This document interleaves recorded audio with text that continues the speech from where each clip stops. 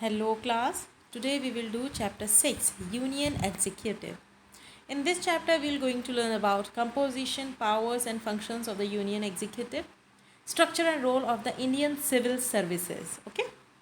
So in the previous chapter we have learned how the President, Lok Sabha, Rajya Sabha legislate laws at the central level. तो पिछले chapter में हम पढ़ चुके हैं लोक सभा राज्य सभा के बारे में. In this chapter we shall see who executes the law made by the Indian Parliament. The union executive, इसको अंडरलाइन करिएगा कि यूनियन एग्जीक्यूटिव में कौन कौन होते हैं.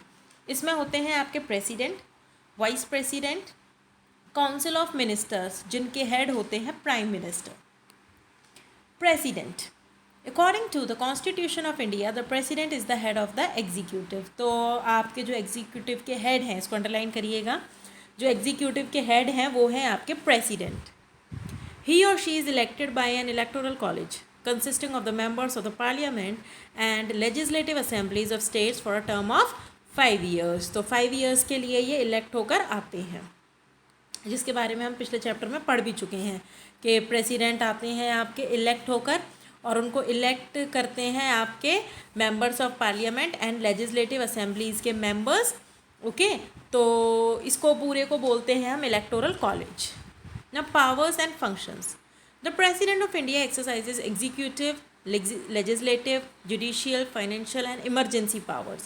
तो इन पावर्स को हम डिटेल में पढ़ते हैं तब हमें समझ में आएगा कि हमारे इंडिया में प्रेसिडेंट का जो स्थान है वो कितना इम्पॉर्टेंट है. Executive powers. The president of India appoints the prime minister and the council of ministers. देखो ये तो सबसे अच्छा पावर है ना इनका. देखो पावर के ये प्राइम मिनिस्टर और काउंसिल ऑफ मिनिस्टर्स को अपॉइंट करते हैं. Each decision carried out by the Prime Minister and Council of Ministers is done in the name of the President of India. जो भी डिसीजन प्राइम मिनिस्टर लेंगे, उनके council of ministers लेंगे, उनके जितने भी डिसीजन होंगे वो प्रेसिडेंट के अंडर ही लिए जाएंगे. He or she acts as the supreme commander of the defense forces of the country. इसके अलावा ये हमारे डिफेंस फोर्सेज यानी एयरफोर्स, नेवी, आर्मी, इन तीनों के जो सुप्रीम कमांडर हैं वो भी हमारे कौन है? प्रेसिडेंट हैं. Now legislative powers. The first session of parliament is addressed by the president of India. तो पार्लियामेंट का जो पहला सेशन होता है उसको एड्रेस हमारे प्रेसिडेंट ही करते हैं. मतलब आपका सेशन शुरू हुआ, उसका जो पहला दिन होगा, जो पहला सेशन होगा, he or she summons or closes the sessions of the parliament. In case of differences between the two houses of the parliament, the president is also authorized to call a joint session of both houses. जैसे पिछले chapter में हमने पढ़ा था कि जब कोई law बनता है तो वो बिल बनकर पहले सामने आता है, लोकसभा और राज्यसभा में दोनों में उसको पास होना होता है. अगर उन दोनों सभा में, लोकसभा और राज्यसभा दोनों हाउसेज में किसी तरीके का डिस्प्यूट होता है या रजामंदी नहीं होती है किसी बिल के लिए, तो वो फिर हमारे प्रेसिडेंट का पावर हो जाता है कि प्रेसिडेंट उन दोनों सेशंस को बुला सकते हैं. मतलब इसको बोलते हैं जॉइंट सेशन. उन दोनों हाउसेस को साथ में बुलाते हैं, यानी लोकसभा भी बैठेगी, राज्यसभा भी एक साथ बैठेगी और इसको हम बोलते हैं joint session. A bill becomes a law only after receiving the assent of the president of India. Now judicial power. Judicial powers क्या हैं हमारे प्रेसिडेंट की? The president of India has the power to reduce or grant pardon to the sentence of any person sentenced by the courts of India. माफ़ी, यानी कि हमारे supreme court तक ने अगर किसी को सज़ा दी हुई है तो उस सज़ा को कम करना या माफ़ करना भी जुडिशियल पावर्स में आता है प्रेसिडेंट की. तो प्रेसिडेंट उसकी सज़ा को या तो कम कर सकते हैं या माफ़ कर सकते हैं. Financial powers. In order to introduce a money bill, the Lok Sabha is required to take a recommendation from the President of India. The budget tabled in the parliament is introduced in the name of the President of India. इसके अलावा जो money bill introduce किया जाता है वो भी president के ही recommendation से किया जाता है. Emergency powers.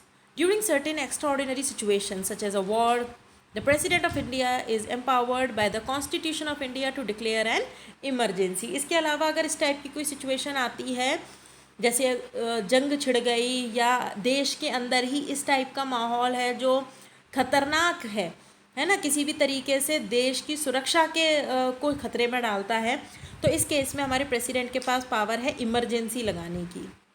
The president of India can declare an emergency under the threat of a war, failure of a government to administer the state, and financial instability of the country. However, the president can declare an emergency only on the recommendation of the council of ministers and the approval of the parliament. तो ऐसा नहीं है कि इनके मन में आया और इन्होंने इमरजेंसी लगा दी, ये इमरजेंसी लगा सकते हैं पर एक बार इनको रिकमेंडेशन लेना पड़ेगा पार्लियामेंट से. The President of India exercises all his or her powers on the recommendation of the Prime Minister and the Council of Ministers.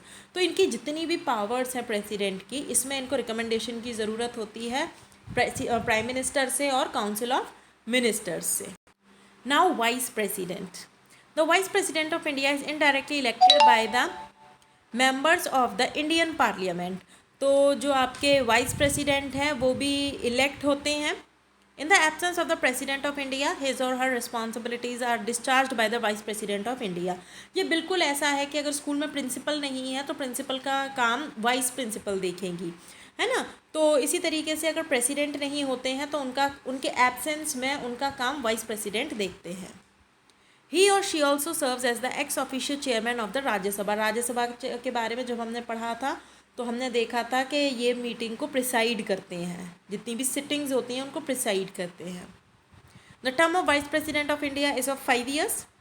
He or she may resign from his or her office by addressing his or her resignation to the president of India. अगर ये resign करते हैं तो इन्हें अपना resignation देना होता है प्रेसिडेंट को. वाइस प्रेसिडेंट अपना रेजिग्नेशन प्रेसिडेंट को देते हैं और प्रेसिडेंट अपना रेजिग्नेशन वाइस प्रेसिडेंट को देते हैं. Prime Minister and Council of Ministers.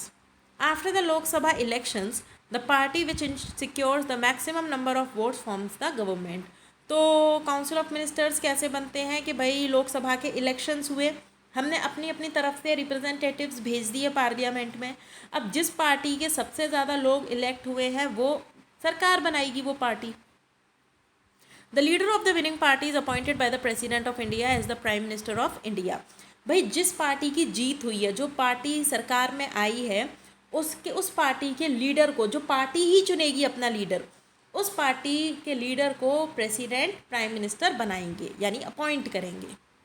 On the advice of the prime minister the president of India also appoints the council of ministers. अब टीम बनने की बारी आई, लीडर तो चुन लिया गया, अब इतने सारे रिप्रेजेंटेटिव्स जो चुनकर हमने भेजे हैं पार्लियामेंट में, उनमें से सबको विभाग दिए जाएंगे, डिपार्टमेंट दिए जाएंगे, किसी को एजुकेशन का, किसी को फाइनेंस का, किसी को रेलवेज़ का, है ना. इस टाइप से डिपार्टमेंट्स मिलेंगे तो टीम बनेगी और ये टीम बनाएंगे आपके प्राइम मिनिस्टर और president. The council of ministers can be classified into 3 categories: cabinet ministers, ministers of state and deputy ministers.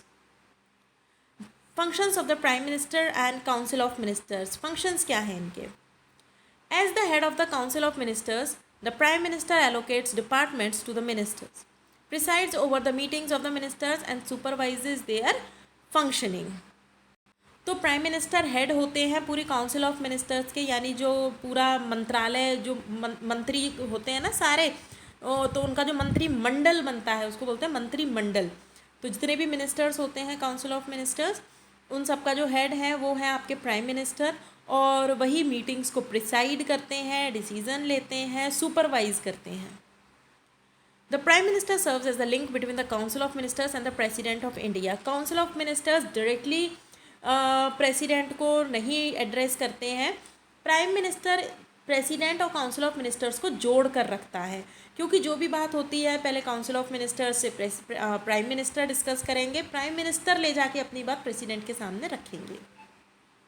He or she keeps the President of India informed about the decisions taken by the Council of Ministers. The Prime Minister is also empowered to advise the President of India to dissolve the Lok Sabha. इसके अलावा prime minister के पास ये power है कि भैया आप लोकसभा को ख़त्म कर सकते हो, डिसॉल्व कर सकते हो. प्रेसिडेंट करते हैं इस काम को on the recommendation of prime minister. While the cabinet ministers hold the main ministries or portfolios in the government, the ministries of state may handle their individual departments or assist the cabinet ministers, and the deputy ministers assist the cabinet ministers and ministers of. तो जैसा कि 3 type के आपका यहाँ पर देखिए, ये हमने पढ़ा था कि काउंसिल ऑफ मिनिस्टर्स 3 कैटेगरीज में होती है. पहली होती है सबसे बड़ी कैबिनेट मिनिस्टर्स, यानी कि जो मेन मंत्रालय होते हैं. दूसरा होता है मिनिस्टर्स ऑफ स्टेट, तीसरा है डिप्टी मिनिस्टर्स. तो अब इनके काम देखिए किस तरीके से डिवाइड किए जाते हैं. कैबिनेट मिनिस्टर्स जिनको मेन मिनिस्ट्रीज, मेन मंत्रालय दिए जाते हैं, ठीक है, कैबिनेट मिनिस्टर्स को मेन मंत्रालय दिए जाएंगे, उनको असिस्ट करेंगे आपके, कौन असिस्ट करेंगे? डिप्टी मिनिस्टर्स और ministers of states. Deputy ministers assist the cabinet ministers and ministers of state. The Prime Minister and the Council of Ministers function on the principle of collective responsibility. The principle refers to the collective accountability of the Council to the Lok Sabha for the policies and actions taken by it.